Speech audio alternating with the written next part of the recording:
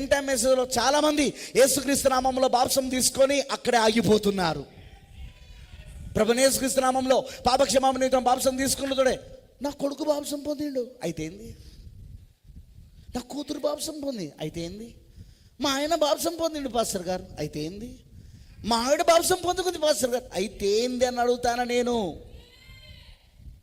నా ప్రశ్నలో మీకు జవాబు కనబడాలి. ఇప్పుడు నేను అడిగే ప్రశ్నకు మీకు జవాబు దొరకాలి. ఇప్పుడు మీకు అయితే ఏంది? బాప్తిజం పొందితే ఏంది? అయితే పాస్టర్ గారు మీరే ఇచ్చిన, అయితే ఏంది? పాస్టర్ గారు మీ సంఘానికి వస్తాను, అయితే ఏంది? వితౌట్ హోలీ గోస్ట్ పౌరం లేకుండా నువ్వు మారడం కుదరదు. అక్కడ పరిశుద్ధాత్మ లేకుండా మారడం కుదరదు. అసలు పరిశుద్ధాత్మ వచ్చేదే నిన్ను మార్చడానికి, టు కన్వర్ట్ యు, నిన్ను మార్చడానికి పరిశుద్ధాత్మను పంపుతాడు ఆయన.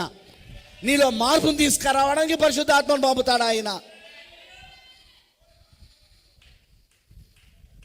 పరిశుద్ధాత్మ వచ్చేదే దానికోసం. కానీ చాలామంది ఎక్కడ అయిపోతున్నారంటే బాప్తిస్మం దగ్గర. నేను బాప్తిసం పొందిన కాబట్టి వర్తమానంలో ఉన్నా. వర్తమానంలో నువ్వు ఉండాలంటే, వర్తమానం అంటే ఈ గడియ వాక్యం, ఈ గడియ వాక్యము క్రీస్తులో ఉండాలంటే నీకు పరిశుద్ధాత్మ కావాలా.